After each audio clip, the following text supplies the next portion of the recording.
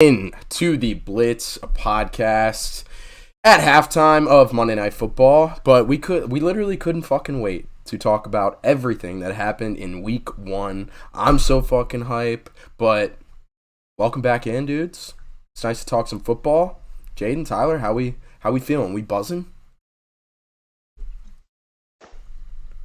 Feels good. I'm pretty sure everybody in this room has a win. Is in the win column in week 1. So feels pretty good right now. Except everybody, I mean, if you're talking about the picks, I mean, I see Jacksonville. That's so funny. Yeah, I mean, I was on the Jags. I mean, is what it is. But if we're talking about our teams, I mean, I'm loving what I'm seeing from them Vikings boys. Got to be feeling great about the Vikings right now. I mean, they came out firing. But overall, I mean, I think we had 6 games decided by 3 points or less. I mean, I know last night's game, Sunday night game with Bucks and Cowboys was kind of a dud, but other than that, it was an electric day in the NFL for sure. Yeah, no, and I can't wait for more this coming week, but I can't wait to dive into everything that we have to cover from this past week in the midst of Monday Night Football that we got right now. So, without further ado, let's dive into it. And anybody want to recap the first half of this game? Because I didn't see it at all, really. Yeah, I mean, Geno looks legit. Yeah. It shows, sitting behind guys like Russell Wilson and Eli Manning, for multiple years. It really shows that you learn a lot from these guys, and we saw it in the first half. We'll see what happens. I mean, the Denver defense definitely got to pick it up. 7 penalties for 71 yards for the Broncos, in my opinion, was probably the storyline of this first half. We saw Jerry Jeudy have monster catch. I think it was like a 65 or 70-yard touchdown. That was electric to see. But yeah, Geno's throwing it all over the field. Penny and Javonte, both those running backs look pretty solid so far in the first half as well. Cortland Sutton's been a little quiet. DK's had a couple catches here and there. Same with Lockett. But overall, I've been impressed with the Seahawks for sure. How's Russ looking? I heard that Sutton was the most targeted in the first half. We are the analysis podcast. We're asking other people what's going on in the game. I'm the voice of the people, man. What if you're not watching the game right now? Come on. There was so much to cover yesterday. I mean, he couldn't even have time. You're not watching the game right now.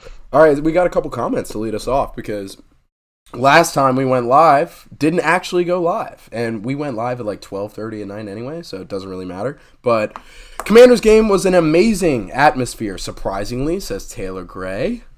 Love to hear that. It was amazing. In the toilet bowl, dude. It was buzzing.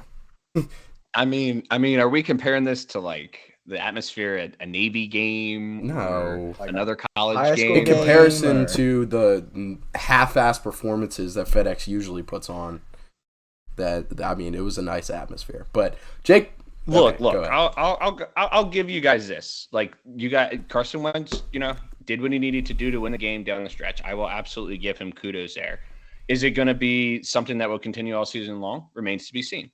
We've seen him fold down the stretch last year, but it's a new season, new team, new opportunity. We'll see what happens. Forrest for you guys is an absolute animal. I mean, this guy was replacing. The only reason he was playing is because Cam Curl was out, and to see what he did was that Lawrence made some boneheaded plays. Hey, you're gonna have that with a second-year guy, but yeah, I mean, hey, I'll give you guys credit. You pulled out the dub in the end, did what you had to do to get the win, and yesterday. That was a lot for every single team in this league. Yeah, no shit. Field goal kickers won a shit ton of games yesterday. I mean, we saw... Also lost a shit ton of games. Yeah, you're right. I mean, Cincy and Pittsburgh came down on the wire. Jaden, I know that smile is rough to put on. But, but yeah, it was good shit. Good shit week 1. So, without further ado, let's dive into the rest of it. And to start off, we're going to look back on our set of week 1 picks. And this is something that we really didn't do last year, was reflect on how good or bad we did in our picking. But this will be just kind of an easier way to run through all the games without running through endless, meaningless stats as I did last year. So with that, let's do it. All right. So Bills Rams, obviously on Thursday. Bills came out with the dub. Saints beat the Falcons. The 49ers lose to the Bears. What? I was going to say that Saints game. I mean, they were down, 16 points with like 12 minutes to go. They were my survivor pool pick too, so I was freaking out. But, I mean, Juice Landry, man, turned back the clock. That's for sure. Yeah, Michael Thomas too. 2 tuds in his return, which was nice to see. But Kamara really struggled, and we'll talk a little bit about Kamara later. But, I mean, the Saints team, we all picked them unanimously to pretty much beat them handedly, and they did not. It came down to the wire. It looked like it was Atlanta's game most of the time, but the Saints do, in fact, pull out the dub. So, any thoughts on that game, Jaden? Melvin Gordon has gotten every carry to start the second half, by the way, and Cortland Sutton's also got 2 more catches. Oof.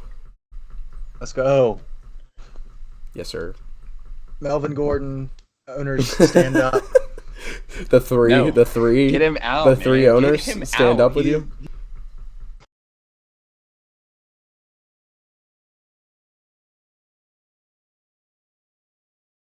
Wow.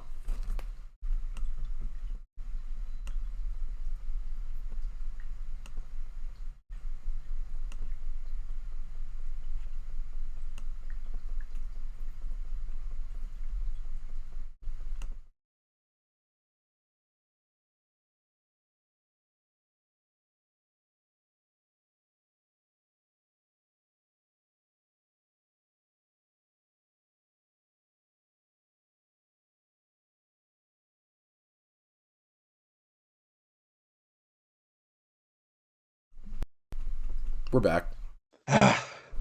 Okay. Why is Tyler? Back. Yeah, why is Tyler the?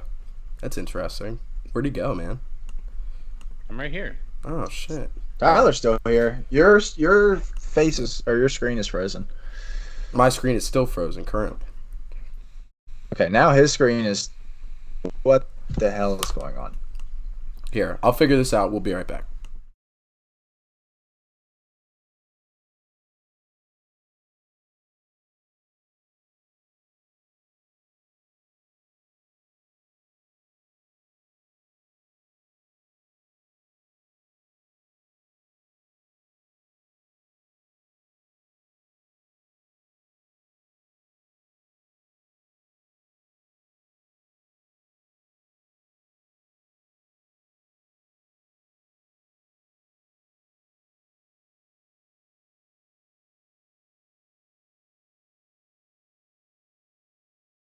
But I had. So you do the same because I'm in a 12 man that's 3 wide receiver, 2 running back, and a flex. So it's basically the same.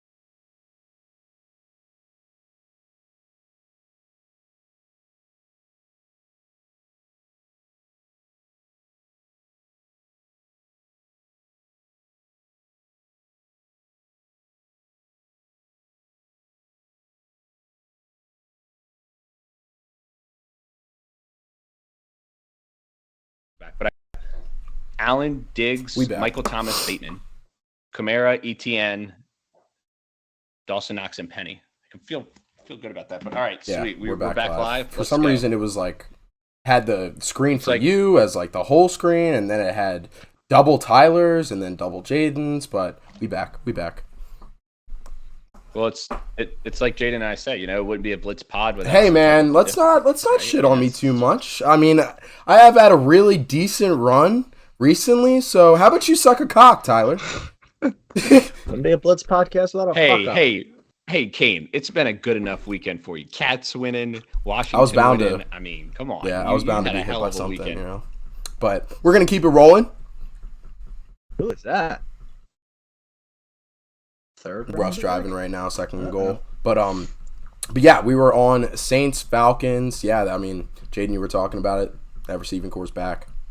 Juice, Mike Landry, combining Michael Thomas and Juice Landry. But yeah, good shit. They come out with a dub, a narrow dub. Yeah, and Olave still provided some good sparks yesterday too. I mean, him and Garrett Wilson both. Yeah, and another rookie wide receiver, Johan Dotson, who Jaden picked up in fantasy before the game, which was who did?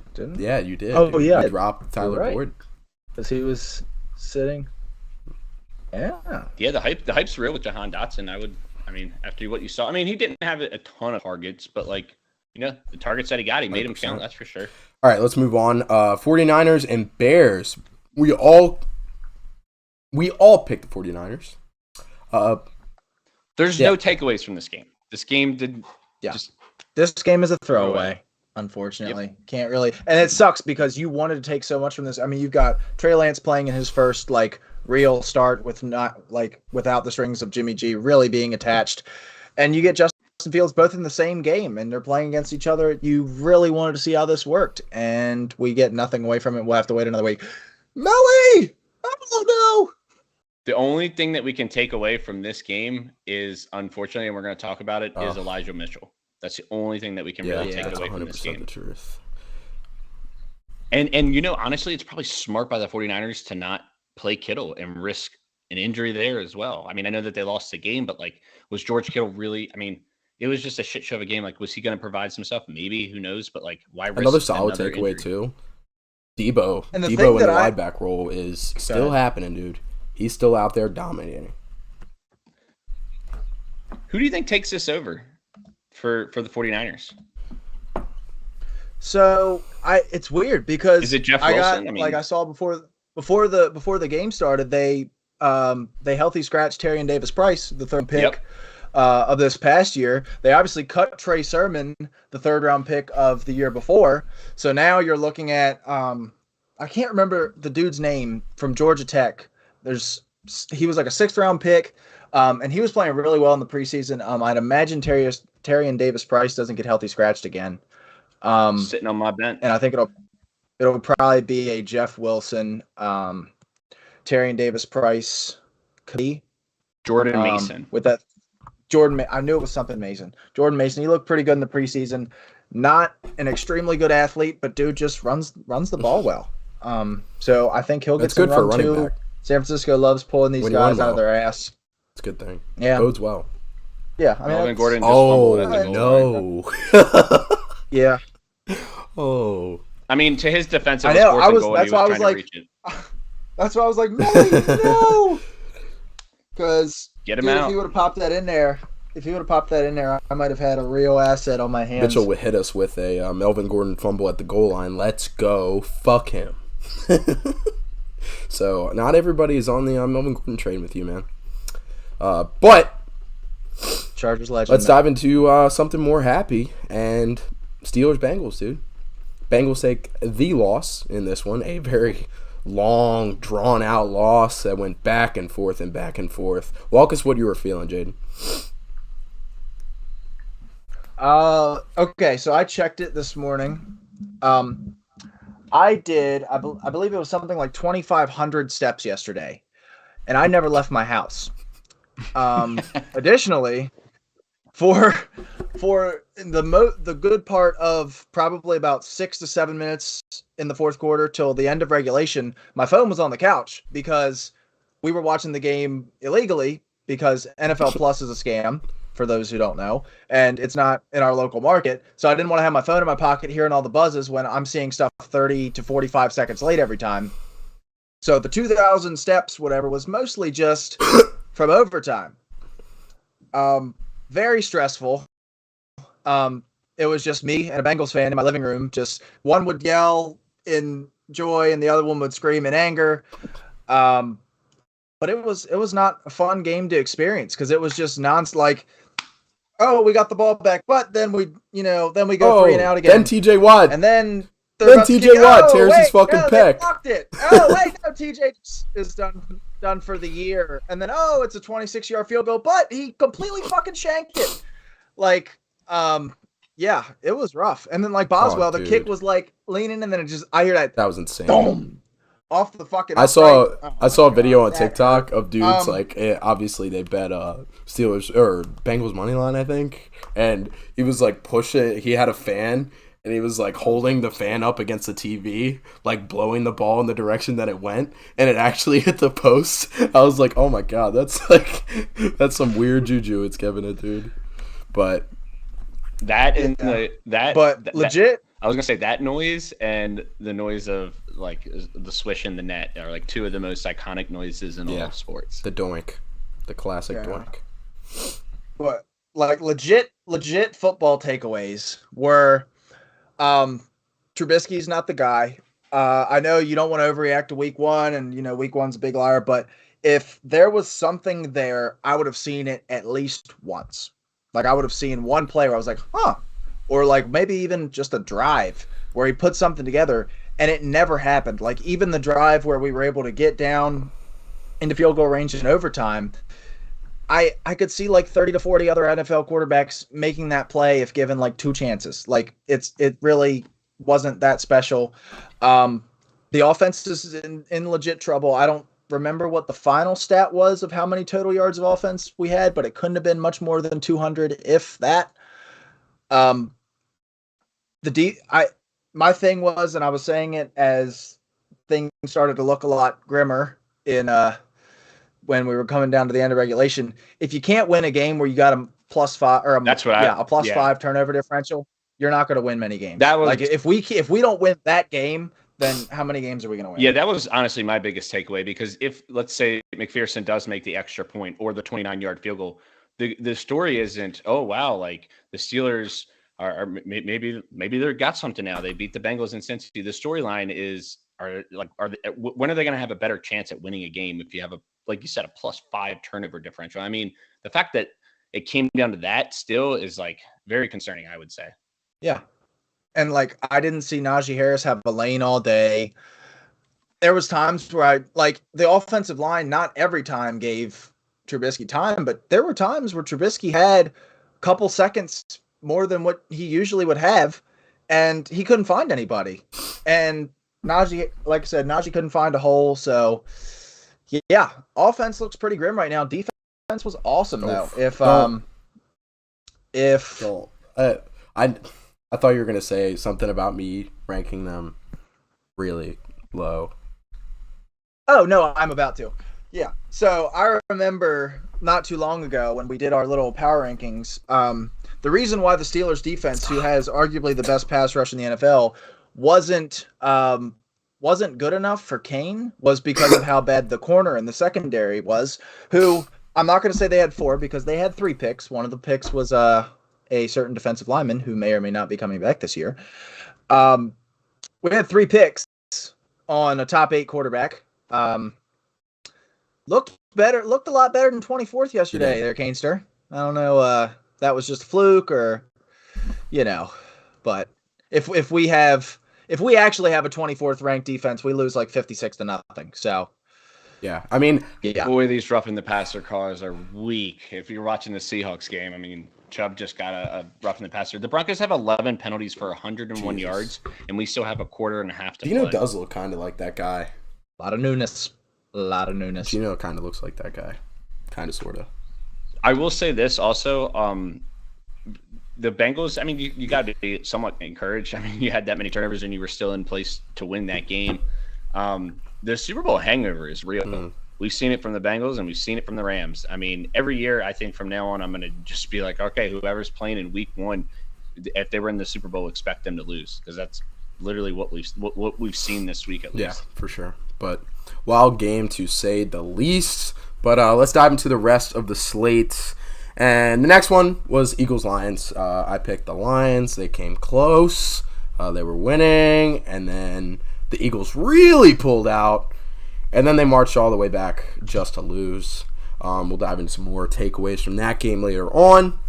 But Patriots-Dolphins. I was also the only one to pick the Pats in this one.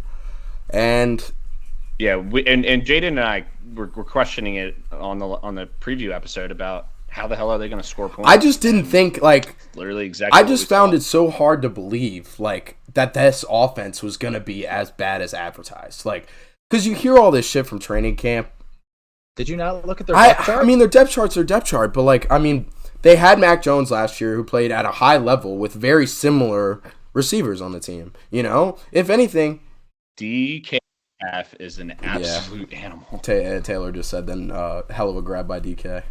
But yeah, like, I mean, I just couldn't imagine that Bill Belichick would not score any points this year. Like, all right, is that really going to happen with the Pats? Like, I guess it is. I'm a full believer in just shit mode in New England now. Like, I just didn't think it was going to be as bad as everybody said it was, so that's why I took the Pats as kind of a sneaky pick, but no overreactions in training camp there. DK just fumbled. Taylor actually spoiled that. Yeah. The highs and the lows of DK Metcalf. I think I'm a little in front of you. I think I'm a little in front of you guys because I saw you go, what a grab by DK, as I'm watching the instant replay of him getting stripped on the ground. Yeah, I think Taylor's also with ahead. you. Shout out YouTube TV. I think Taylor's with you. The other thing is, like, I will give credit to the Dolphins defense as well, because their defense looked really freaking good yesterday. So, you know, maybe against not as good of a defense, maybe the Patriots have some more success, but, like, the wide receiving core is weak. I'm not as sold on that offensive line. I mean, the running backs are meh. Tight ends are solid, you know, Hunter Henry and Jonnu, but, like, there's nothing that's going to blow you away. There's nothing that's like, okay, I can go to that guy to win me a game down the stretch, like we saw with the Saints with, like, a Michael Thomas or something. I mean, Devontae Parker's probably wide receiver 1 this year, right? Yeah, and what did he have? One catch, I think? Yeah, I mean, it's not a good situation. And, you know, Jaden said that this team would be finishing last on our Hot Takes episode. And, I mean, from what you know, we're talking about, and that's the best thing about this episode is that it's all of our week 1 overreactions and maybe not overreactions. And I think the Patriots is not an overreaction for how bad that this team might end up being. But let's switch it to the Dolphins side. That offense looks pretty fucking good, dude. Like, obviously need more of a sample size, but Waddle and Tyreek Hill can both coexist and produce very well. You know? I mean, they're both really talented receivers. As long as Tua can get them the ball accurately, then yeah, I mean, it'll continue to flourish. And, you know, Chase Edmonds and Mostert, it's a nice duo that they've got there in Miami as well, and a nice line. Oh yeah. So I do like what they were doing, but I just don't. I think this is more about how bad the Patriots are than how good the Dolphins are. You agree with that, Jaden?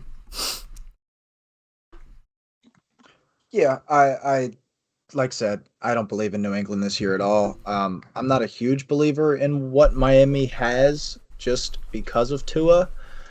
But they've got ball hawks on that secondary. I think that their secondary, I don't really know how it gets rated, but it probably should be like in the top 2 or 3. Because, I mean, Javon Holland is probably on his way to be a legit superstar in this league. Xavier Howard is already there, and Byron Jones is more than a serviceable number 2.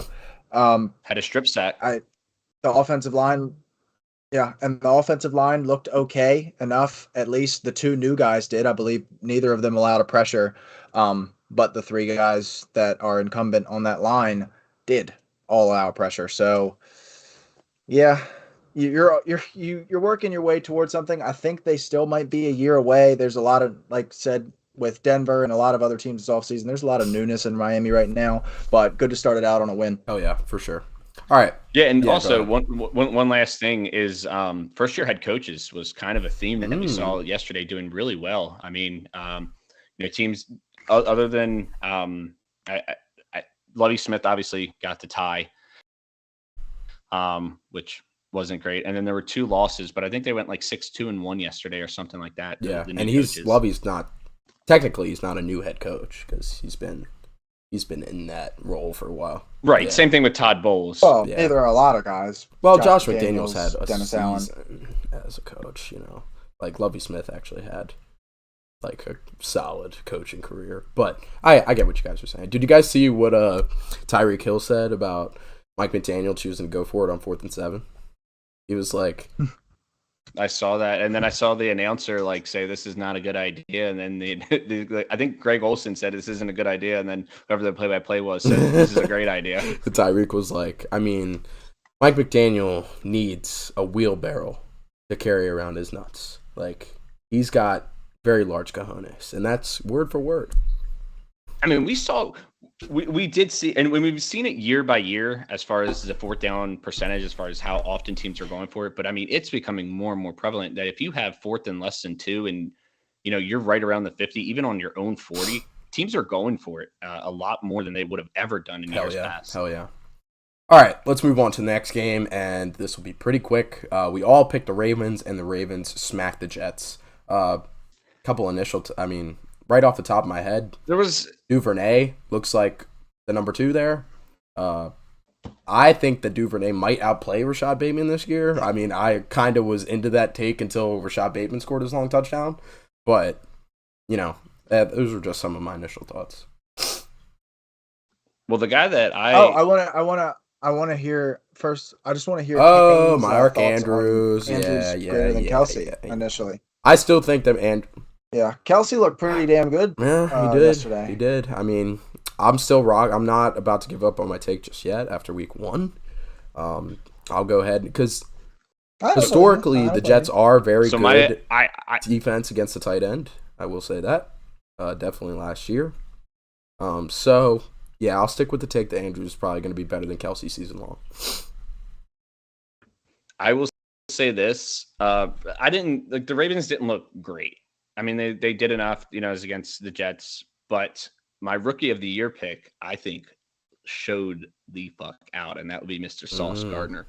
And that's why I think that Bateman didn't have as strong of a game, because when he was matched up against Sauce shut him down. He looks really freaking good. So that's definitely, talking about the Jets defense, and you can take a positive from this game. It's him. For sure. All right, let's dive into my very own Jags Commanders. Why did I start that out with Jags? That sounded so weird, saying very own Jags. Fuck. Very own Commanders beating the Jags at home. I was the only one that had the pick. I mean, Trevor Lawrence looked terrible in this game. That really made me question my as good as Justin Herbert in his rookie season sort of take, because that was not a good showing from Trevor Lawrence. Christian Kirk looks like he's going to be the target in Jacksonville this year. And Carson Wentz looked, and I'll dive into it later, he looked comfortable, dude. I know he threw the 2 picks, but he looked comfortable. He was the passing leader of the week. He threw 4 touchdowns as well, which is only less touchdowns than only Patrick Mahomes this week.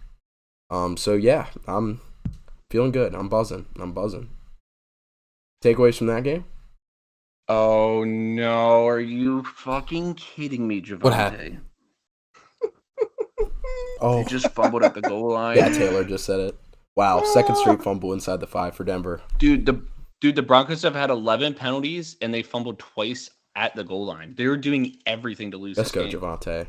Fuck that piece of shit. Okay, Kane, I'm gonna let you in on something. So there's a little error going on Sleeper's app right now where Kyler Murray is only being credited with 8 rushing yards when he had 29 yesterday. And Lake's currently having a heart attack with me on Snapchat trying to get me to change the score. I've checked everywhere, and he does have 29 yards on every app except for Sleeper. So I'm probably gonna need to go through and adjust that. But just figured out he's. Dude, if it's every app except for Sleeper, and yesterday he had the yards, and now today he doesn't. They'll change it. I don't know why. They'll change it. Don't go in and change it.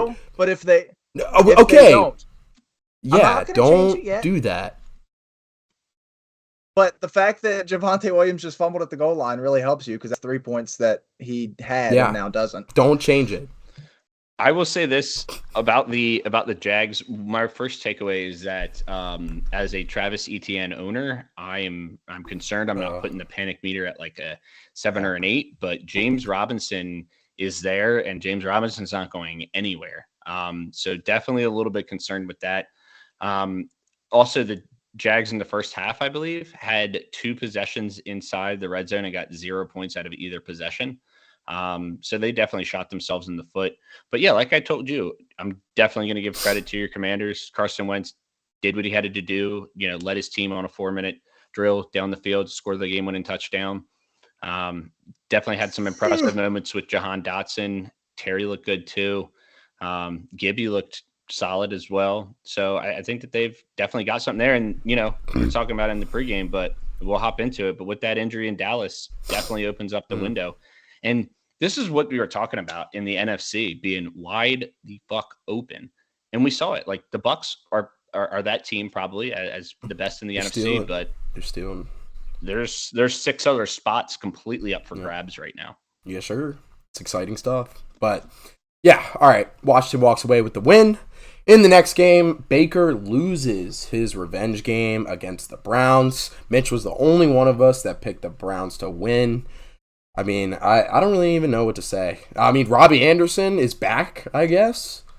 Who publicly hated on Baker and is now benefiting from Baker being there for the first time in his career.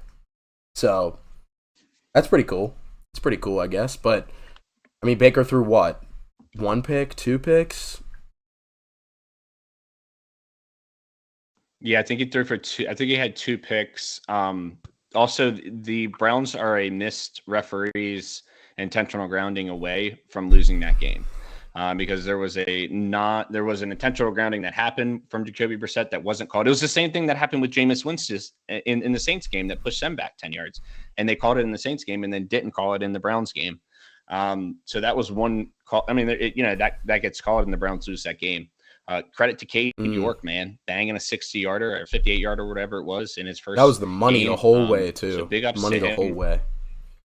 It looked like it had a nice little. It looked like a 9-iron. Had a nice little draw to it coming back in. It was a very, very nice kick, and like we said, on a day when kickers had their struggles, Cade York showed up when the time mattered. So kudos to them. Kudos to the Browns. I mean, their roster is great outside of the quarterback position. So I think that the Panthers should be. I guess if you want to take a moral victory, you can. But neither of these teams really impressed me that much yesterday. Yeah, 100%. I mean, I will say the Carolina offense did look a little particularly more threatening with Baker in there. Yeah, but I still think it's just got a bunch of questions, especially on the line. Fair enough. All right, let's. Iga Mekwonu had a 16 pass blocking grade yesterday. Yeah, there you go. 16. And for those at home, that is no, not he was good. going up against Mr. Myles Garrett, but yeah, which is not exactly what you want to do in your first game. However, 16. Jesus. There's better days to come for Icky, I'll say that. Okay. Next game we got on the slate is Colts-Texans, which ended up in a tie. We'll talk a little bit about that later, a little more about that later. Giants and Titans. The Giants come away with their first season opening win since 2017, dude. And the Titans are in trouble. What's the overreaction? Yeah, all right, Tyler. Are you about to shit all over the Titans? Yeah, called that game. I literally said it. As much as it's about the Giants winning the game, it's more so about me not believing in the Titans, and they gave me every reason to not believe in them yesterday. I mean, I know that they're, once again, a Randy Bullock kick away from winning that game, but credit to the Giants, man. Down 13-0, came back at halftime, showed out. And this is what I said. Sometimes it's all about a culture change, and we saw that with Brian Dable, and he's brought some life into that team. And I will say, oh, man, Rashad Penny busting a run. There's a flag, so we'll see if it's a hold. Back. Yep.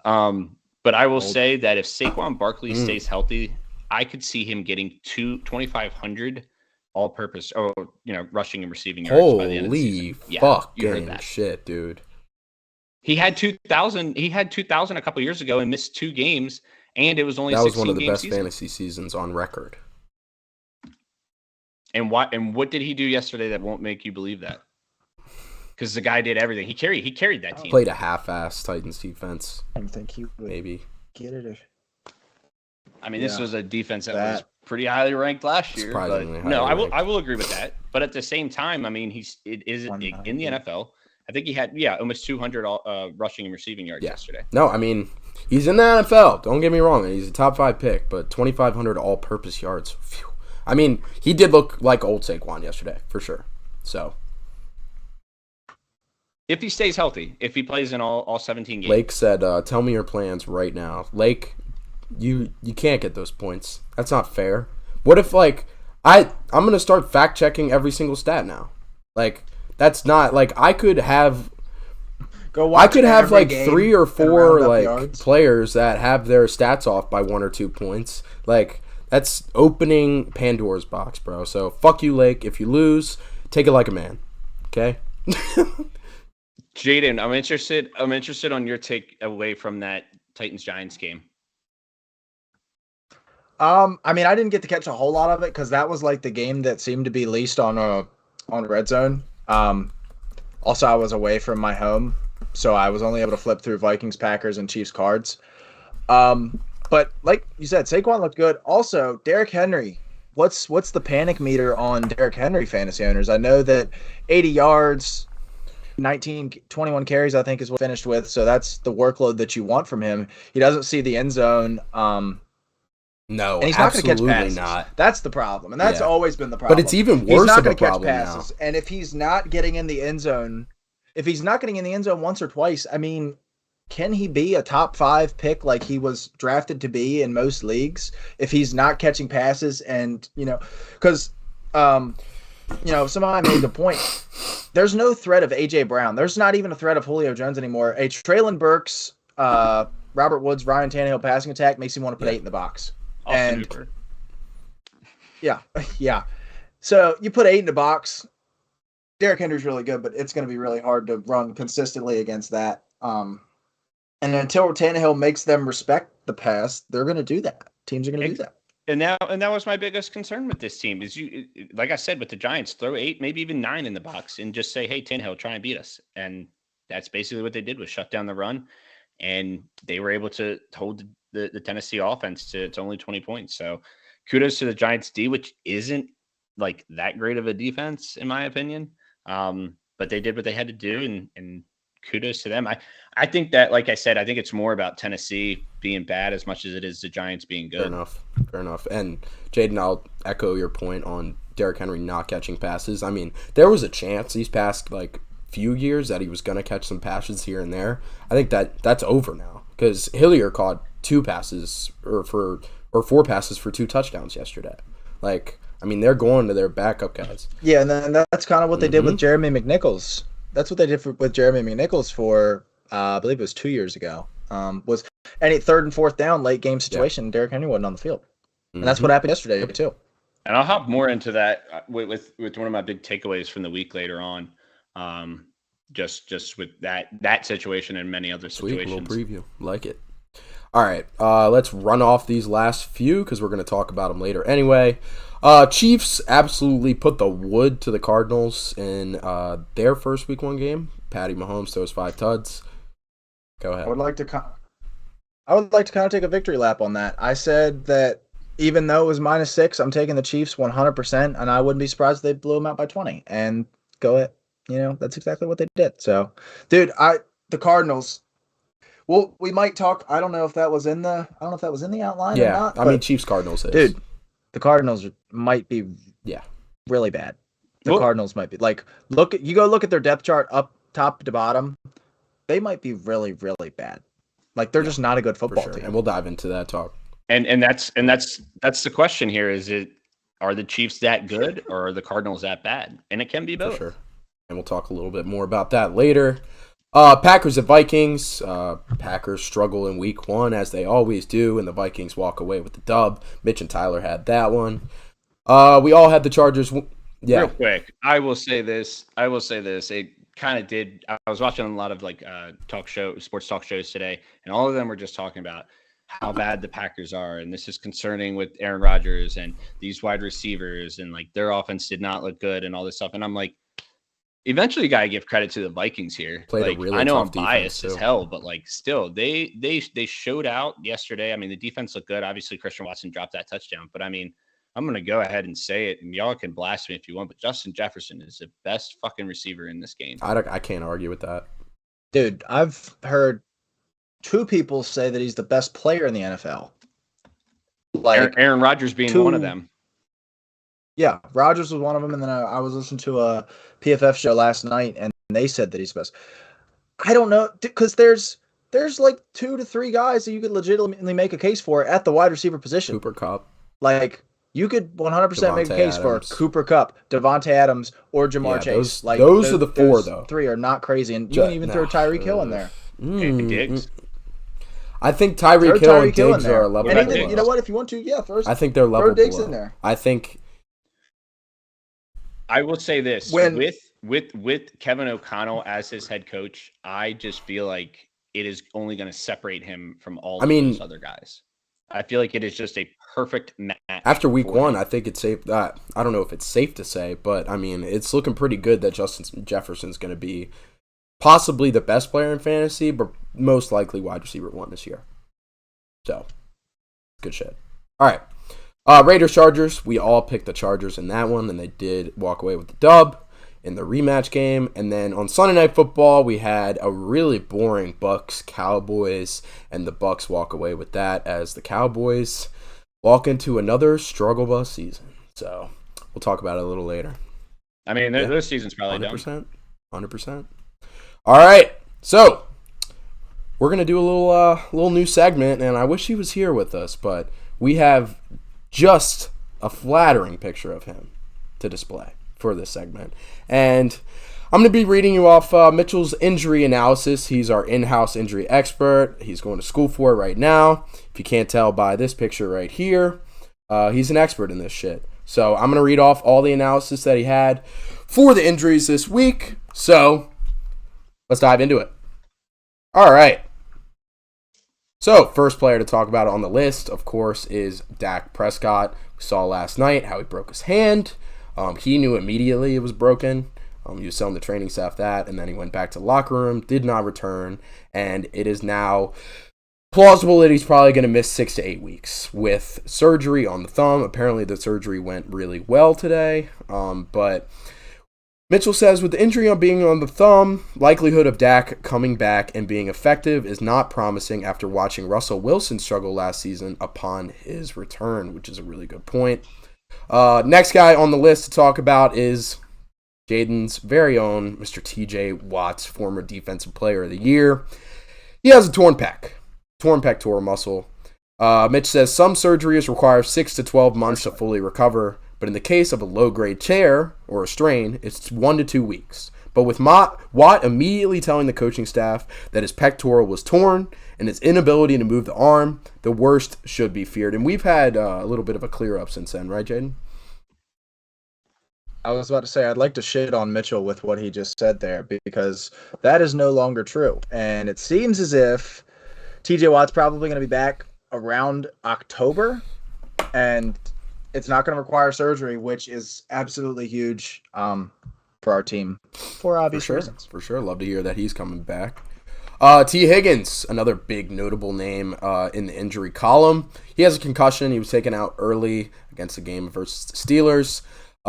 Mitch says, at the mercy of concussion protocol, early in years, so likely to be held out as long as needed. Now we move to Najee Harris, who didn't really have a whole ton of information on him, but this is what we got Mitchell for. He says, with Najee dealing with a Lisfranc sprain, anybody want to raise their hand if they know what that is? Lisfranc. It's on his foot. Yeah, it's a nagging injury on your foot. So with Najee dealing with a Lisfranc sprain during camp and being seen in a walking boot after the game, this could be a concern. The team said it's not a big deal, but while surgery may not be necessary right now, it could linger and limit his abilities if this is a re-aggravation of the sprain. All right, and now we have a full explanation of a Lisfranc ligament. The ligament connected your first cuneiform bone in foot to second metatarsal. In layman's terms, in the middle of the foot, connects area about halfway down under inner foot, under big toe, to area below second toe. Lets you make big cuts on same tide as big toe. So, sounds like a nagging injury for Najee. Not a really great outlook from Mitch. Then we move on to a guy we've already talked about a little bit, and that is Elijah Mitchell, who has a sprained MCL against his game versus the Bears. He's out for 2 months at least. 49ers backfield light on duty. Debo is going to be the workhorse, according to Mitchell. He also elaborates on Keenan Allen's hamstring after he didn't return in week 2. Not highly concerning after week 2, says Mitchell. Turnaround for Thursday Night Football will be rough in recovery time, but Keenan himself is confident. Speculations were potentially just cramps due to heat advisory in LA. Okay, interesting. Last couple names here. Chris Godwin, just coming off his ACL, and he already gets injured again and leaves the game. Ends up being a hamstring issue. Apparently, according to Mitchell, this is more serious than Keenan. Hamstring issue occurred on same leg as his previous ACL tear, so a clear deconditioning issue with the muscle. If rushed back, could linger throughout the season due to muscle loss from ACL recovery. Damn, that's actually, didn't even think about that. Good thing we got Mitchell.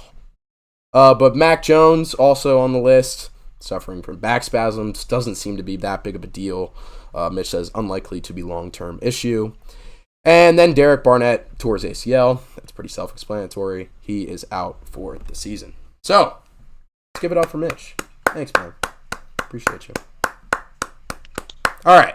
So, now that we've covered the injury segment, let's dive into a little new segment that we got called Studs and Duds. And we're just going to rock with Mitchell's lab coat picture for this because that's pretty fucking cool. But eventually we'll have a nice graphic put together for that. But we're just going to run on through some studs and duds. And what that means is we did last year main performers, star performers. I forget what the name was called. But just some of the guys that performed really well this week, and especially in fantasy. And some of the guys that were duds in fantasy as well. Before we get kicked off, Mitchell says, because I'm a stud. He is a stud. That's why we have him as the main picture. Guess the viewers, man. Dude, we already have 2 more viewers since Mitchell's injury segment popped. So, let's go, man. Everybody wants to hear the insight. People need to know. But let's dive into studs and duds. And the first stud that we got on the list is Justin Jefferson. Talked a lot about him already. He had 40 points, 184 yards, and 2 tuds, which is fucking insane. We already talked about Saquon a shit ton too. He had 32 points, 164 yards, a tud, and 6 catches. Devontae Adams, 31 points, 10 catches, 141 yards, and a tud. He seems to be a lock to be the number 1 receiving option, obviously, in Las Vegas. Not too much of a concern with Renfro and Waller anymore. I mean, we'll see how the season goes, but Michael Pittman seems to be locked in as the wide receiver 1 for Matt Ryan. He finished with 27 points. A.J. Brown, same thing. He seems to be stepping clearly ahead of Devontae Smith as the wide receiver 1 in Philly, and Jalen Hurts, his guy. He scored 27. And then Travis Kelce, he had 26 points as well, which hurts me to say. A couple waiver wire guys who had good performances this week to keep an eye out for. Curtis Samuel and Jahan Dotson. I know that sounds homer, but they both had 18 points. So, I mean, you tell me what sounds like a homer. Dontrell Hilliard for Titans. He had 22 points on 3 catches and 2 tuds. Robbie Anderson, mentioned him. He had 22 points. Every Derrick Henry owner should be picking up Hilliard. 100%. I just don't know how much actual running work he's gonna get. What you laughing about, bitch? You tell me what sounds like a homer. You tell me what what scored sounds like 18 a homer. points. I want that guy on my team if he's on the waiver wire. I know. It was just funny that you said that. Thank it was you. just funny you said that. Okay. I mean that was the intention, to get a laugh. So let's go. Say Let's funny go. things. But for sure, all Derrick Henry owners should pick up Dontrell Hilliard to get that receiving impact. Robbie Anderson, 22 points. And Devin Duvernay, mentioned him. He had 21 points as well. So, now we move into the duds segment. Guys who underperformed in fantasy this week. And we start out with a guy we've already talked about, and that is Derrick Henry. He scored a measly 7 points on 21 carries, 82 yards.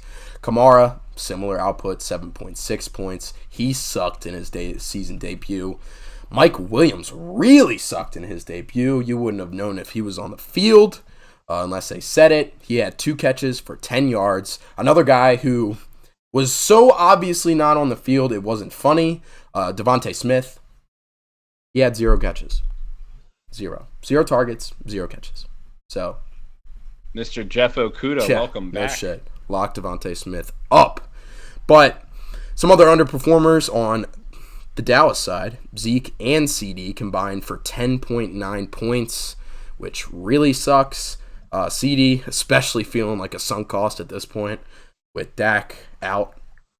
Don't forget Dak. No shit. CD had 2 catches. He had 11 targets.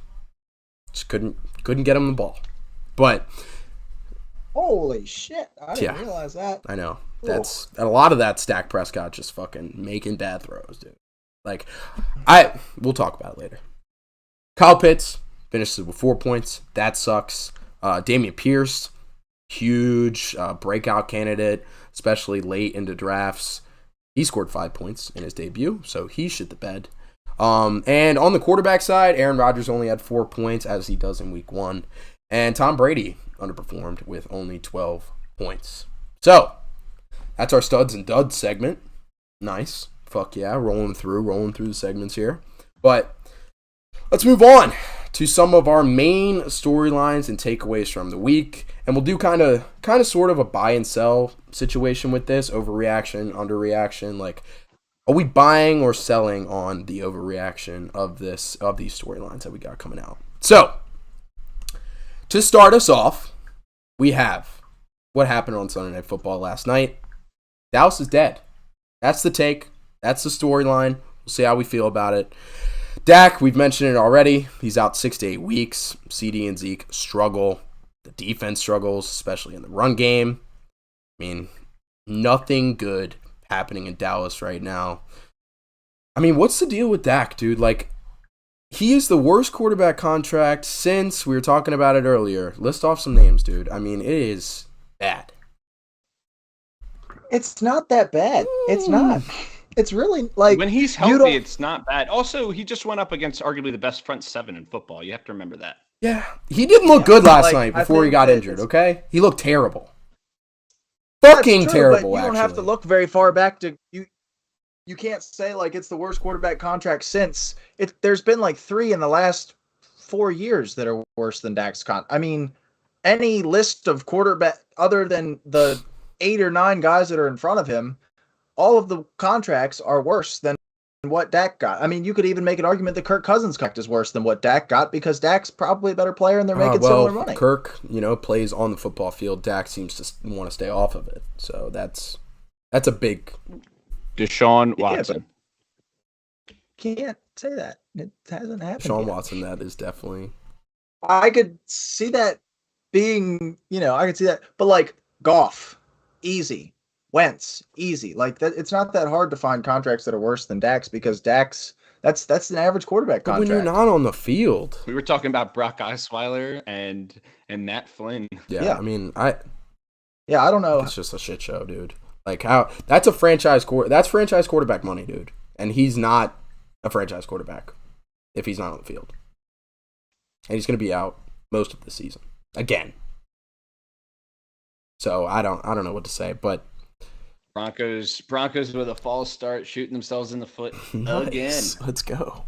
Yeah, 6:28 left in the second fourth. Second and goal at like the 8 now.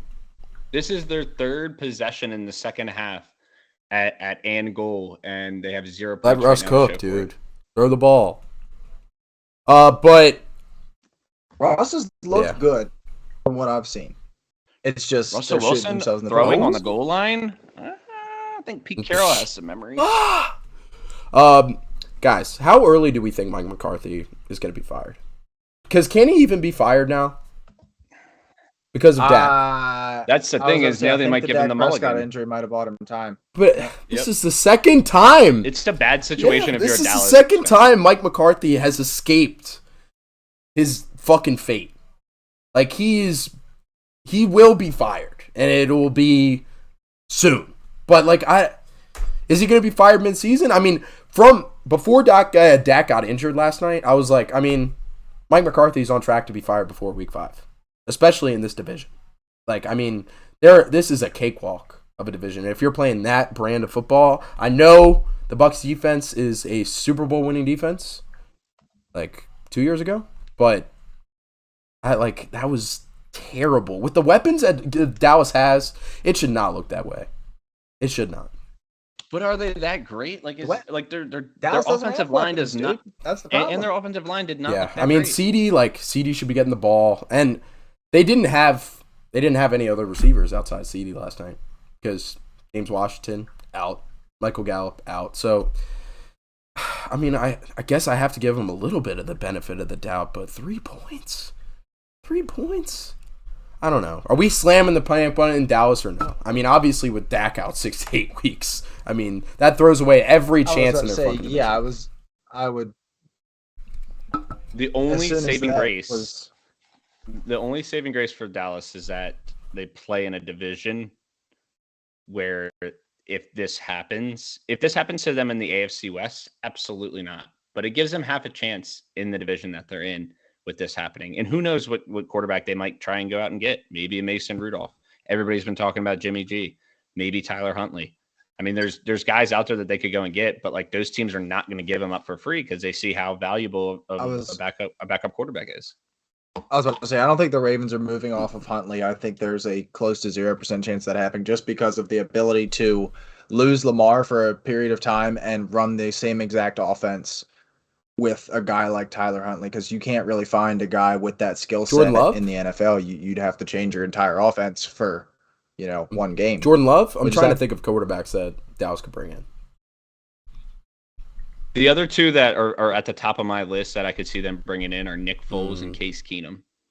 Yeah, I was about to say, you're going to want to go a vet. Like Jordan Love, he's still probably trying to understand Green Bay's playbook. You don't want him to have to try and pick up Dallas's midseason. You want a guy that can come in and pick up a system quick. So I think Case Keenum, Nick Foles, both good options. Jimmy G, if San Francisco decides to make him available, I don't know if they're going to do that right now. I mean, yeah. I don't think that they're going to sit Lance, and they better not. No. But after this past week, I mean, you paid him to be the highest paid backup quarterback in the NFL. Like, they're solidified in that. They're happy about their situation. I don't think that's the best security blanket at the quarterback position. So they're set up pretty nice. All right, let's move on to the next team that we got and the next storylines that we got. Damn, did I just fucking lose? God damn it. I just lost a leg. Fuck. Nice. All right. Yep. How did it? Lake said, hey, man, he could fumble again. That's very true. All right, let's move on to the Chiefs and the Cardinals and the whooping that the Chiefs put on the Cards. No Tyreek, no problem, and Andy Reid's obviously a happy guy about that. Mahomes had 360 yards, 5 touchdowns. The Cardinals struggle in all phases of the game. But we were talking about it in the chat earlier. Are we buying in on the Chiefs after that, or are we just selling out on the Cardinals? It's like I said, I think it's both. Both, all right. Yep, I think that the Chiefs their offense is clicking a lot sooner than probably I had anticipated. But we talked about it. That's why it was Jaden's spread pick of the week, because the Cardinals defense is just absolutely awful. And with no Rondale Moore, who is Dortch? Where did this guy come from? I mean, this guy had like 7 catches for 90-some yards and came kind of out of nowhere. And I mean, it showed, Hollywood was there. Ertz got a garbage time touchdown, but like there's way too many questions right now in Arizona. And if I'm a Cardinals fan, I'm very nervous. Do you think the Chiefs defense just had Kyler Murray figured out yesterday? Or, I mean, because he just looked not like Kyler Murray, just boring. I mean, that was the word being thrown around. I think it's why there was something in his contract that said that he needed to watch film. I mean, this guy just can't read defenses, and it was pretty apparent yesterday. Jaden? I think part of that was the scheme as well. It was driving me nuts watching that game because it was so boring. It was literally just streaks and stops the entire second half. It was mind-numbing just watching him throw to a curl or a flat every single time they threw the ball. It was insane to watch, especially, I mean, I know you don't have weapons to you want to run you want to be able to throw deep shots with the guys that you have, but they don't have those guys right now. But I mean, you're losing by 3 scores. You can't just keep, throwing 4-yard flat routes and stuff. I mean, kind of a rough spot to be in for Arizona right now until Hopkins gets back, and hell, the ship might already have taken on too much water. And that's what I was going to say, because after this game, they've got at the Raiders and then the Rams, at the Panthers, Eagles, and then at the Seahawks. So, So you've got who knows what it's going to be. that I think they're going to be – 2 games I think they're going to be favored in. But they're both on the Carolina, road. But then – yeah, I was about to say, and then the other games you're probably going to be dogs in just because of these – I mean – Devontae Adams and Hunter Renfrow. Byron Murphy can only guard one of those. One Cooper of those Kupp. guys going to get loose, and Darren Waller's Cooper Kupp. Yeah. And then what was the other game? I mean, DJ Moore Another good maybe, team in there. DK, AJ Yeah. Brown. Yeah. the Eagles, and then AJ Brown. I don't know, man. I do not have a lot of trust in Arizona. I mean, you just look at their roster top to bottom. It's not very good. Yeah, I mean, I absolutely agree. And we're getting the ball back. Yep. I guess I'm with that. 4:30 left. I just think I'm more buying in on the Chiefs just being the I same. I think there was some. You were I know. You were a Chiefs hater through and through all year last year. Just wait. And the preseason. I gotta stop. He- I gotta stop doubting greatness. I have to. I mean, he threw for 5 tuds yesterday. Yeah. Without Tyreek Hill. I mean, the dude's just fucking. Yeah, and I think the point is we all, as a group of football fans, we tend to focus on number 1 wide receiver when we should be focusing on number 1 target. What happened in Kansas City with Tyreek Hill leaving is 10 times different than what happened in Green Bay with Devontae Adams, because the number 1 target in Green Bay is Randall Cobb. The number 1 target in Kansas City is Travis Kelce. That is a big difference. And yeah, it was nice that Kansas City had that luxury of having both those guys, but the fact that they have Kelce to fall back on, that Tennessee losing A.J. Brown does not, and Green Bay losing Devontae Adams just does not. And that, I think that was overblown, and that's why the expectations for Kansas City were probably a little tempered this year, because people weren't really thinking about that. And, I mean... It's great analysis, actually. Yeah. I mean, the main thing with Tyreek, though, was, the opening of the field, creating a different element on the offensive side. But, with guys like Sky Moore and MVS, I mean, they did their jobs yesterday, Also, I know it was it was a blowout, so he didn't get the touches, in the second half. But, if you're a Clyde Edwards-Helaire owner, you got to be pretty happy with the performance that he had yesterday. I mean, if you draft him as an RB2, maybe a flex, definitely are in good hands with him right now, it looks like. I mean, I know Pacheco had some moments in dog shit time, but CEH owners got to be happy with the performance for sure. Yeah, the thing I'll say about that is Pacheco did lead the backfield in carries. I think it was double. But CEH in the receiving game is what we've always wanted CEH for. So, I mean, to see him getting receiving work. And short term, I love it.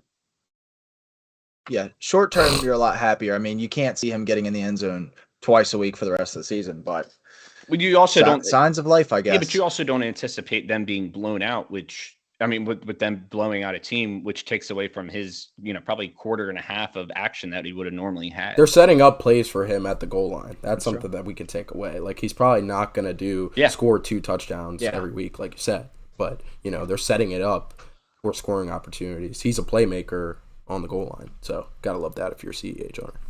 All right, let's move on to our next takeaway.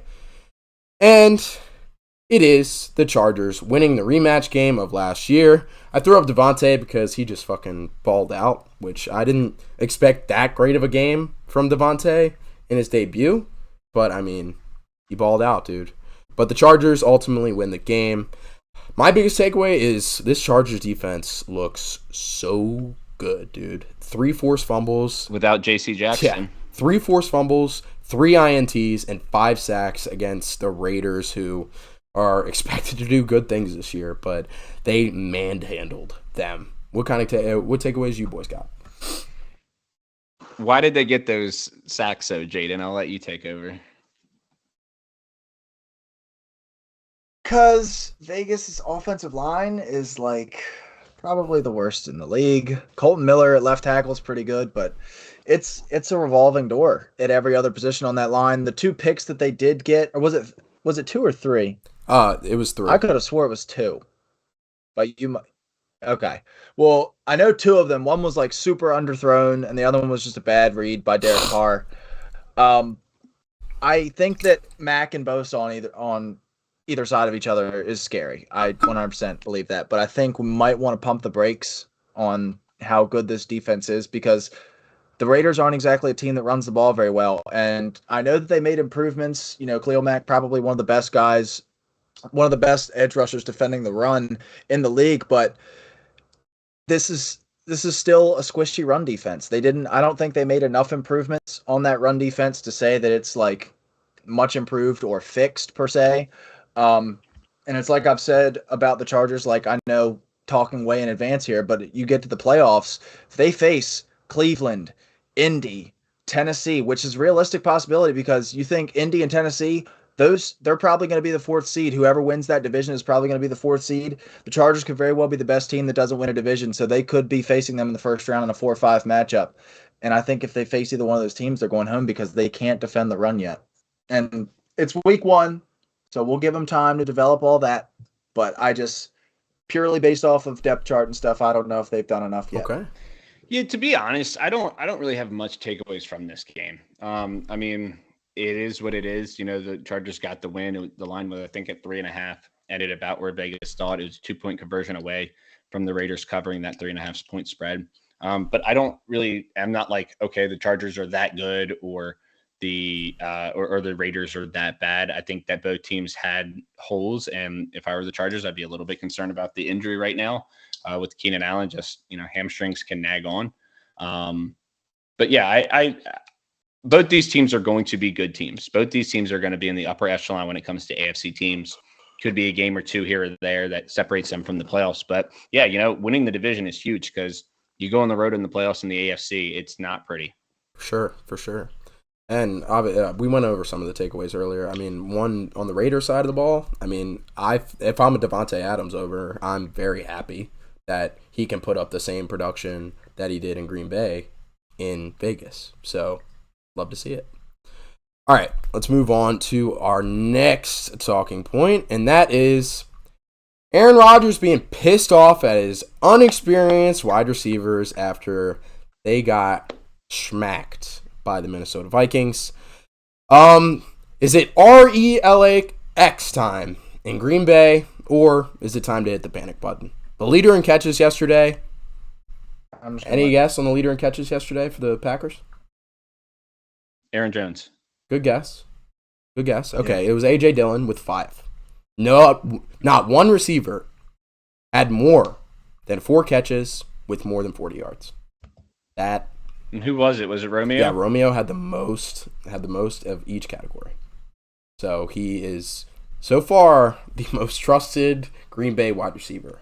So, no, I will say this: go ahead. Lazard was out.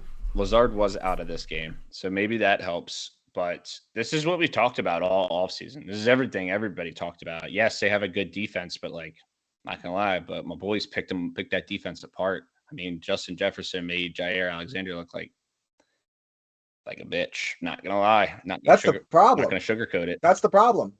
Jair Alexander did not guard him. That's the thing that puzzled me the most, was that Jair Alexander barely guarded him.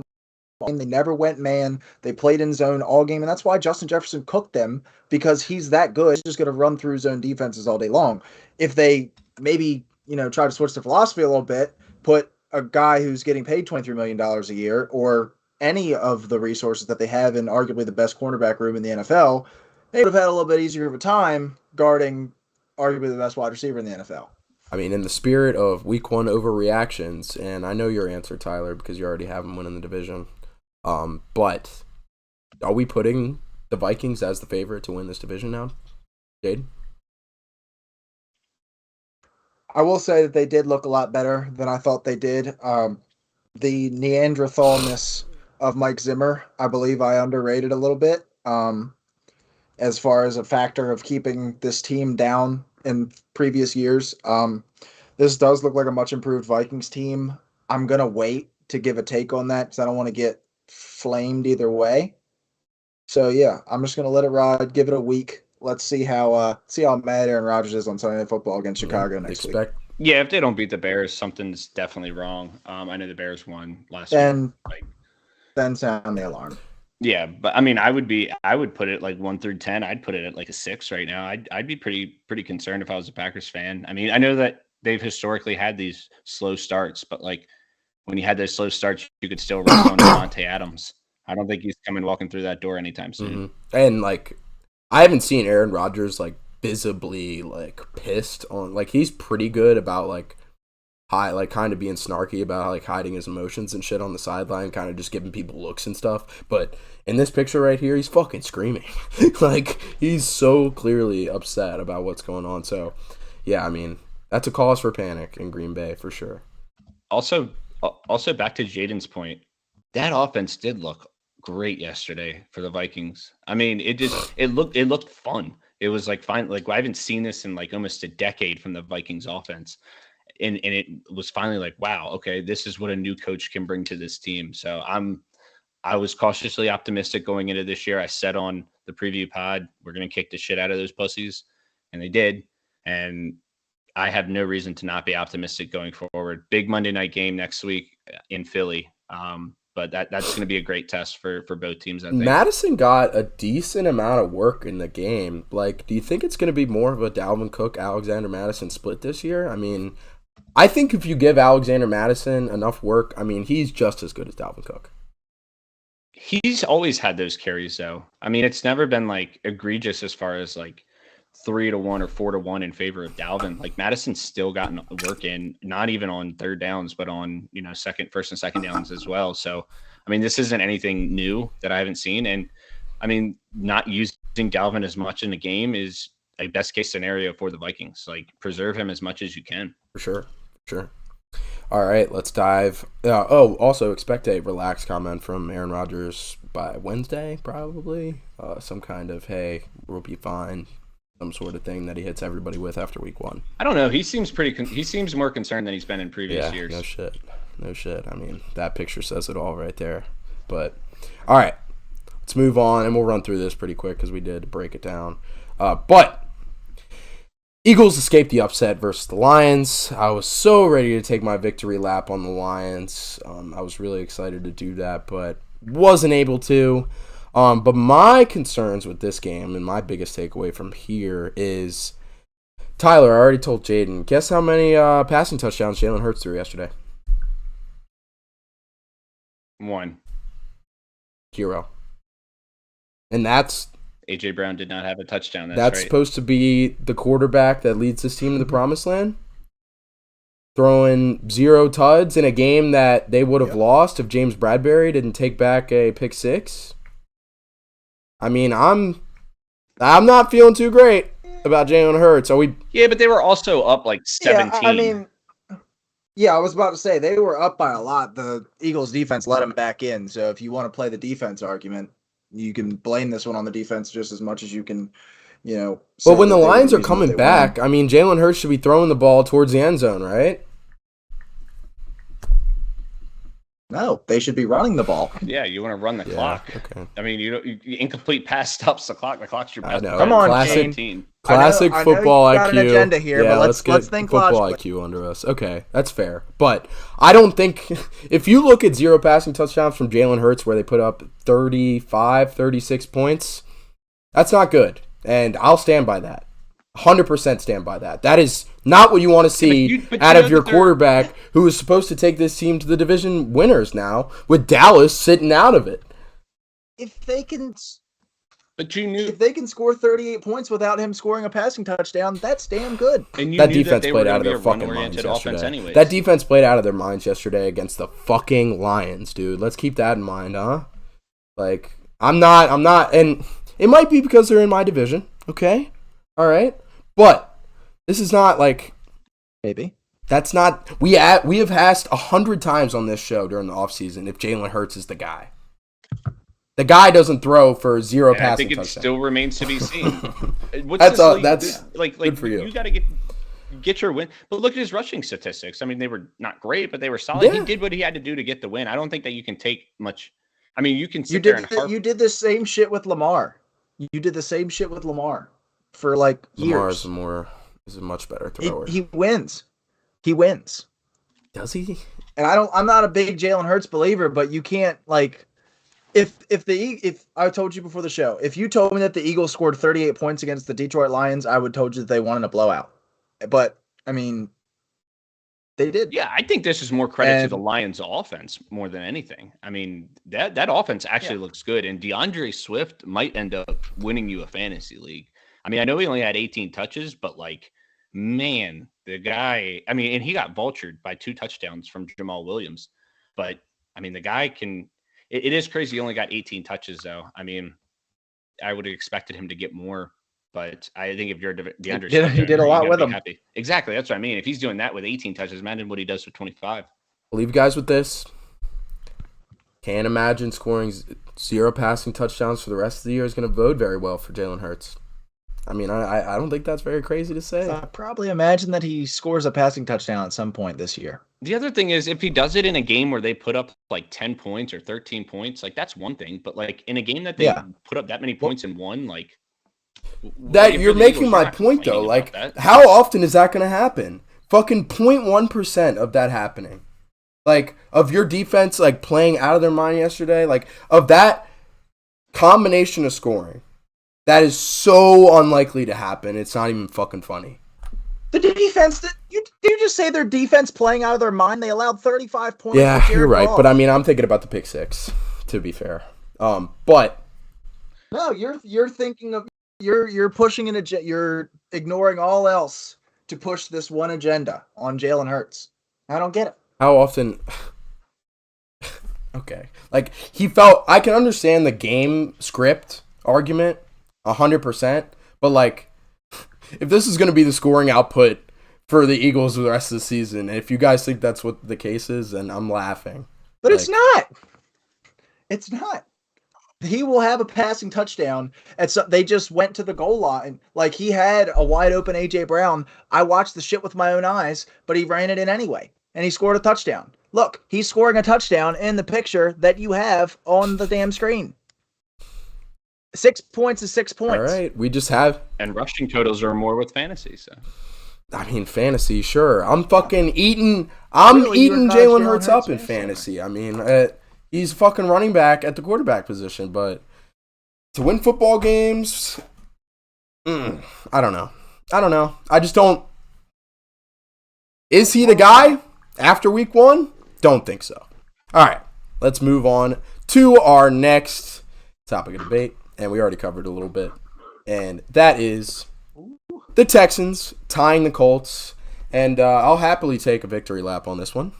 Even though they tied, because I believe the spread was double digits for this one, and 7. Oh, okay, all right. But I picked the Texans to win. I'll take a victory lap because nobody. And I did say in the preview I was taking the Colts to win, but the Texans on the spread. I will say that. Okay, good shit. Yeah, that's good shit. But JT puts the team on his back for a tie. Is the takeaway from this one? 31 carries, 161 yards, and a tud for JT.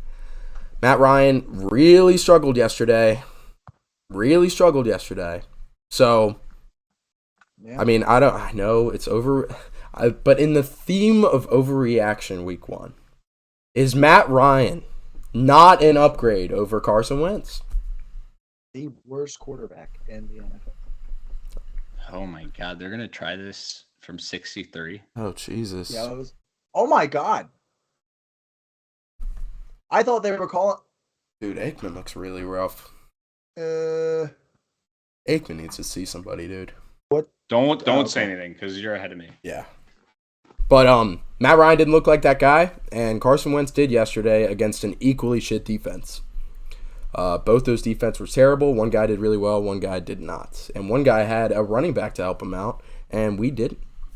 So, I mean, I know that's a really hairy comparison to draw because of the teams and the weapons that they have, but Matt Ryan sucked yesterday and Carson Wentz didn't. And the fact that it is The fact that it is Yeah, one game. I mean, Oh, he just. do you have missed any it. legitimate takeaways from Matt Ryan tying the fucking Texans Wow. in his debut? I mean, I'm not gonna sit here and lie to you. He didn't look good. You want to elaborate on that? Nope. Fuck you, man. Any thoughts on Matt Ryan? I know the result of the game. I know the You result won't of the feed game. me. You won't feed. You won't feed me. Come on. Whoa. All right. Yeah, that was a little sus. All right. Anyway, football conversation. One game. It was one game. He didn't look good yesterday, but it was one game. And I think one takeaway that needs to be taken away here is, dude, I think the Texans defense might be a little bit better than we Hell all yeah. anticipated. Dude, Jerry Hughes, I think he had a 93 PFF grade yesterday. Secondary looked good. Jalen Petre, I think, had something like he had 4 missed tackles, but he had like 11 tackle opportunities, which I'd much rather. He's just around the ball. Derek Stingley looked awesome, despite the fact that I know statistically it looks like that, but I don't think he was guarding Michael Pittman.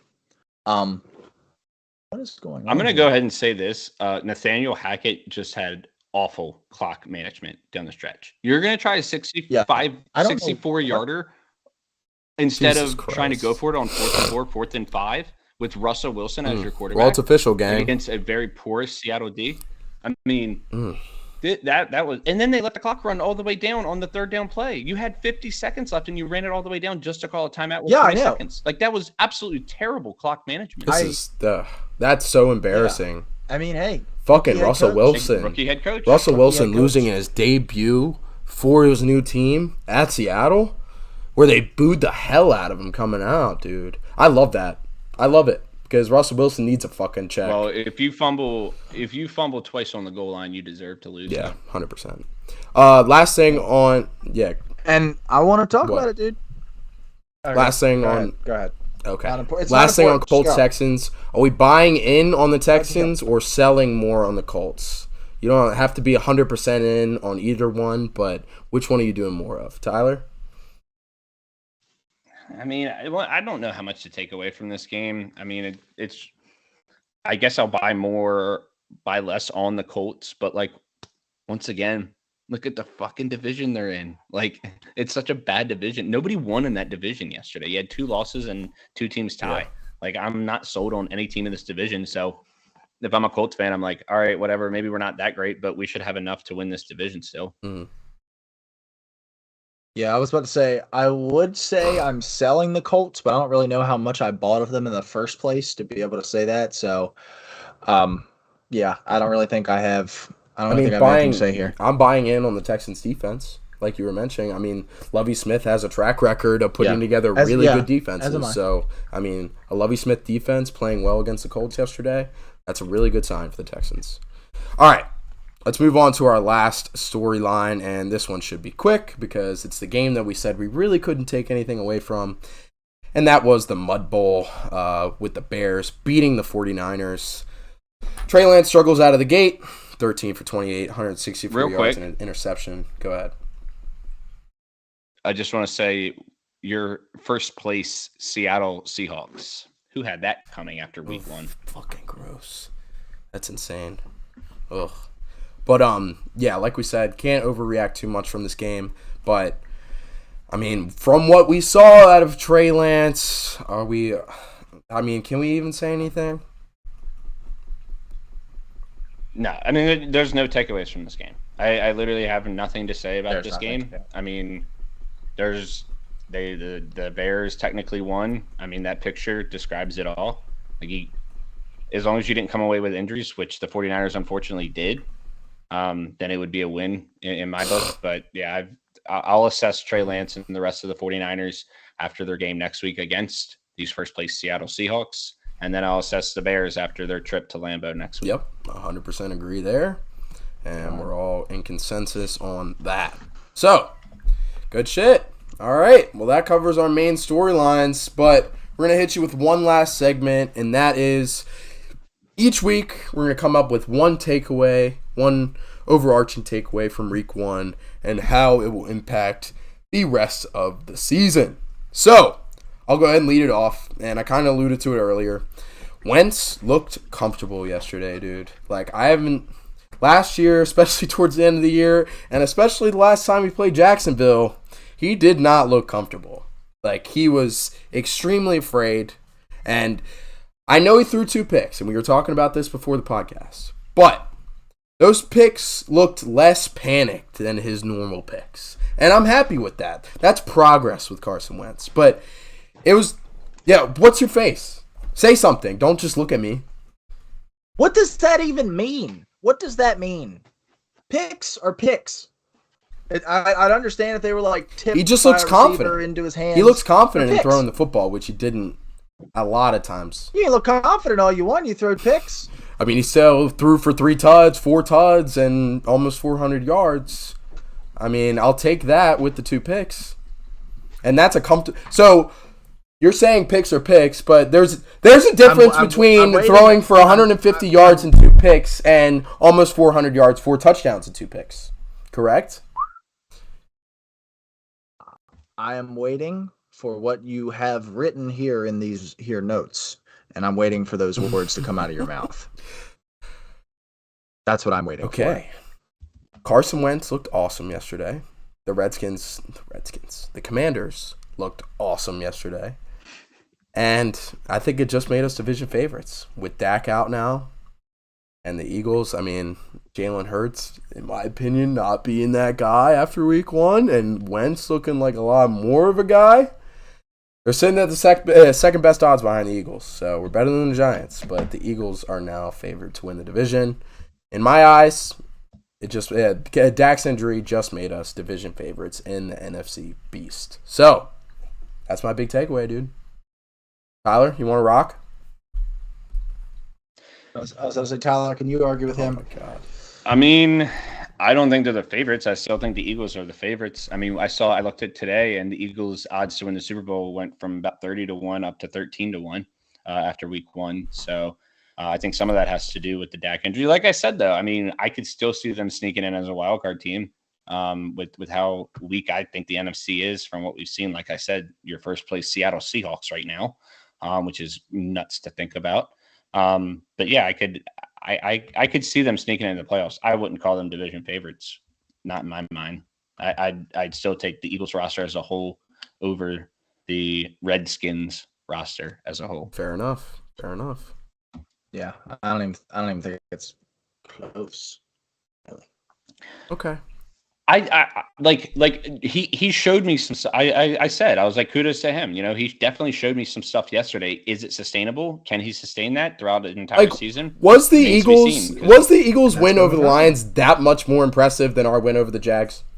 Like, I mean, the Lions suck too.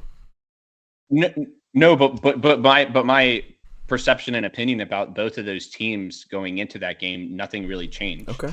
Like, I still think the Eagles are ahead of Washington, which is what I thought in the preseason. Okay. So, whereas like with the Chiefs and Cardinals game, I'm like, wow, the Cardinals are a lot worse than I thought that they were.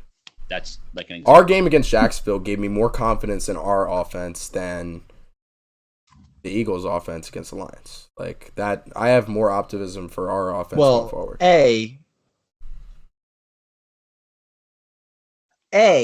You don't seem to like Jalen Hurts.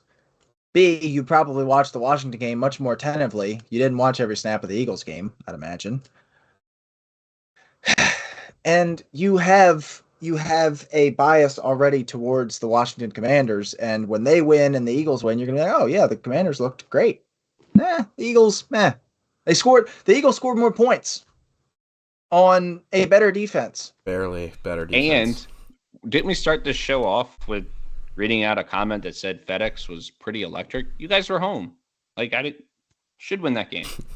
The Eagles should win their game too, which both teams did, which is why I'm still at where I was going into this game, going into the season. My opinion about both teams hasn't really changed much. Fair.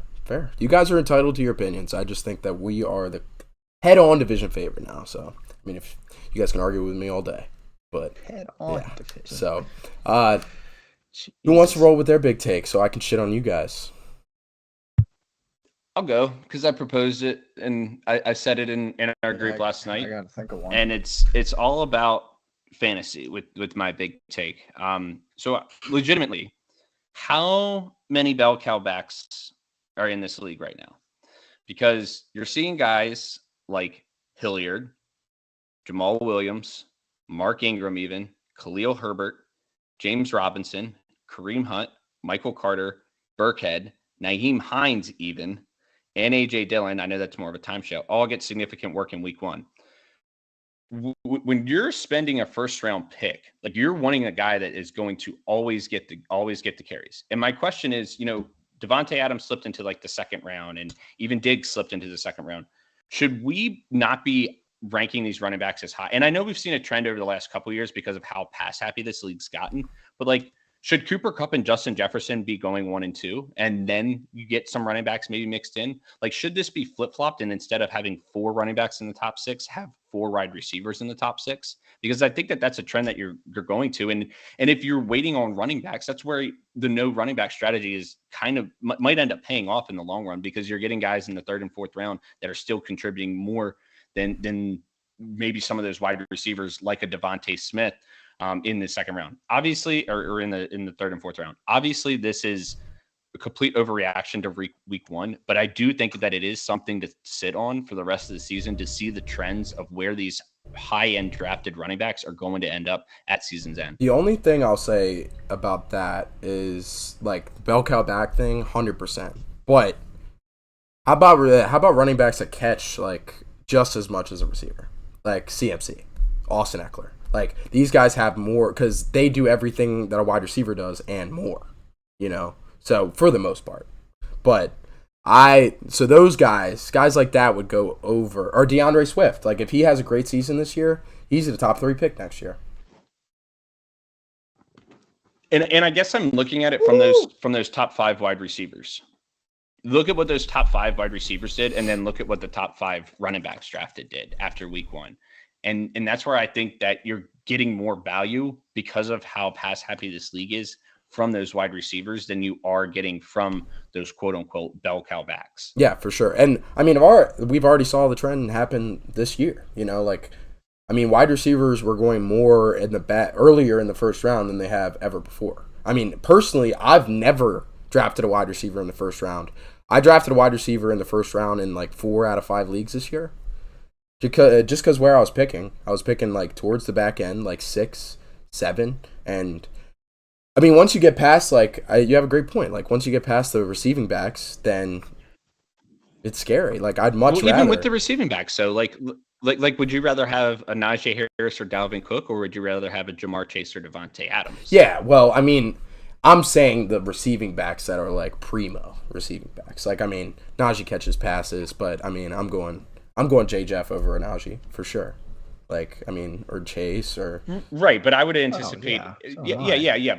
Okay, would you rather have Jefferson over Eckler or Jefferson over Jonathan Taylor? That's what I'm getting into. Well, it's kind of hard. It's kind of hard right now because the entire pre-draft process it was Taylor, but right now, I'd probably rather have Justin. Despite the fact that Jonathan Taylor scored like 30 points yesterday, and I feel like no one is talking about it, whereas Justin Jefferson is lighting social media on fire with what he's done. I don't know, man.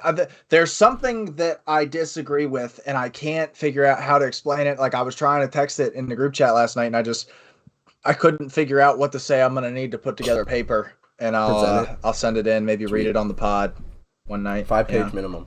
It's just something to think about, not only with this year, but obviously with next year as well, when you're going into drafts, about thinking about, how valuable is this running back in these early rounds? Is there any concern? Do I see, this backup taking significant time away from this running back? You might have it with wide receivers, but in my opinion, not to the extent of what you have it with the running back. I feel like it used to be the safest pick was the running backs. Like, you would have the boom bust potential with the wide receivers, but I think we're shifting to the wide receivers having a safer floor than running backs. Now that's I agree with that. I can get down with that. So, solid takes. Okay. Jaden, hit us with it, man. Whew, I kind of had trouble coming up with one, and I think I'm going to ride the wave of what just happened on Monday Night Football, dude. I think Seattle might be fine. I think Seattle might be okay. I didn't love Seattle. I didn't really love what they did this offseason. Obviously, they were a little hamstrung by making a big trade like that, and not having any picks prior to making that trade, and then not having any money because of what they've done in the past. But I don't know, man. I think Geno might be like a top 24 quarterback this year. Like, I know that, like, that, whoa, top 3/4 guy. But I don't know, man. I think Seattle might be okay, especially in a NFC West that may not be as strong as we thought it was going to be. Like Arizona maybe falling off a little bit. I don't want to say LA or San Francisco falling off a little bit, but dude, I liked what I saw from Geno Smith tonight too. And Denver's defense is not anything to sneeze at. So hey, maybe there's something brewing in Seattle. Yeah, I mean, I was going to say the chemistry with DK was apparent from the get-go. And we heard about that, leading into the season, that he really liked DK Metcalf. Other thing, I mentioned it to you guys, Geno Smith in his career was 8-0 in his last 8 games, my bad, is 8-0 against the spread as a starter. So now he's 9-0 in his last 9 games. So when he's been forced into the situation, he's produced when he's needed to produce, for sure. But I don't disagree with you, Jaden, as much as that hurts me to say. The home field advantage is something that not every team has, like Lumen Field, and it was absolutely apparent tonight. But Rashad Penny had a very strong game, I felt. Picked up where he left off.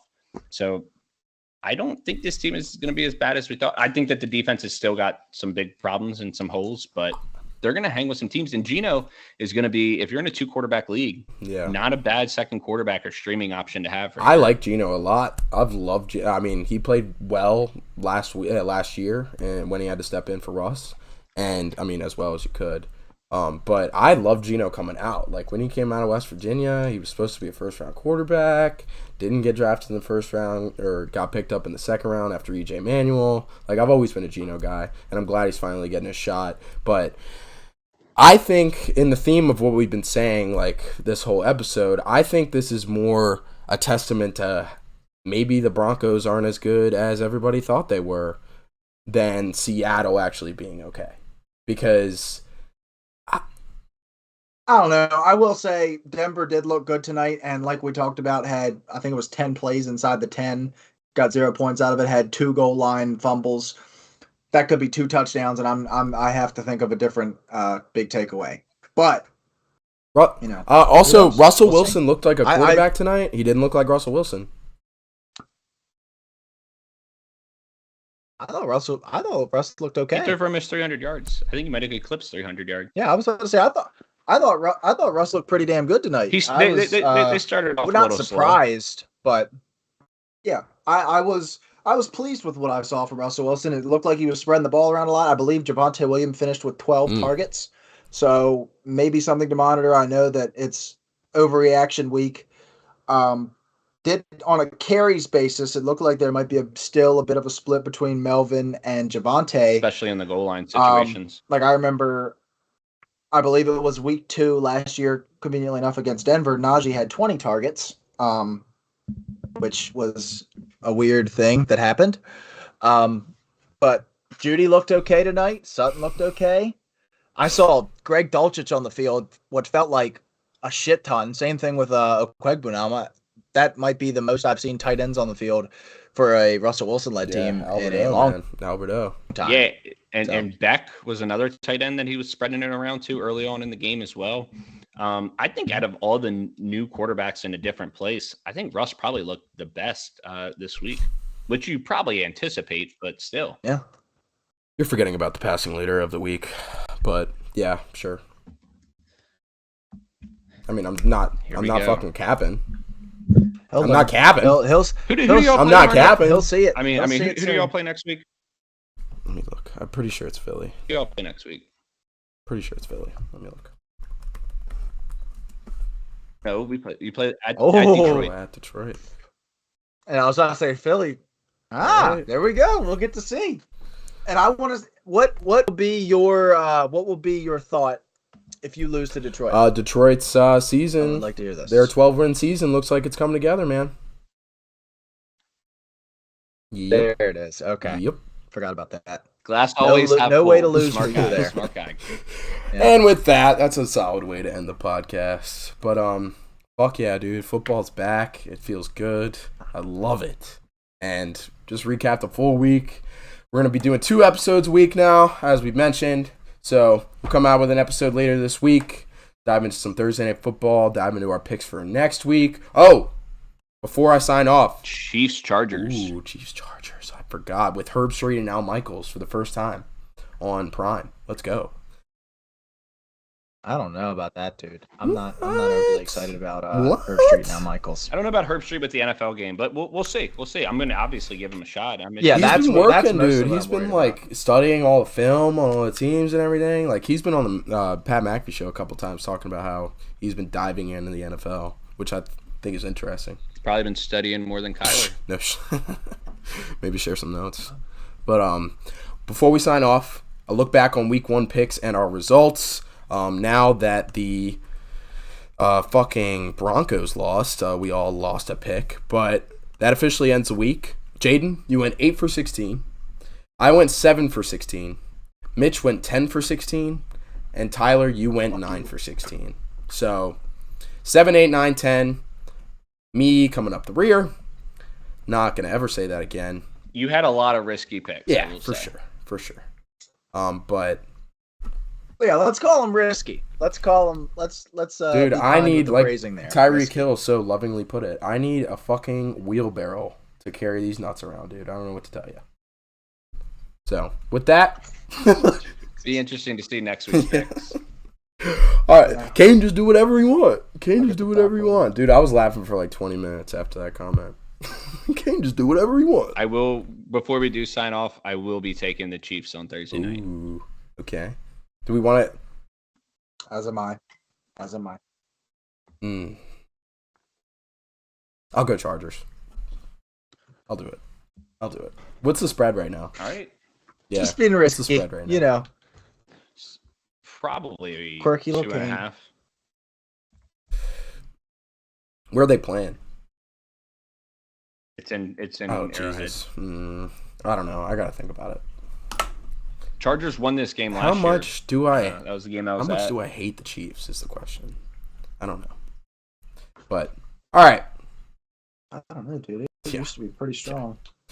All right. Well. 3.5. Kansas City by 3.5. Okay. Damn. All right. Well, I like the Chargers spread at least to start. But, all right. With that, we're signing off. We'll catch you guys later this week. Enjoy some time off from football before we get kicked up again, dude.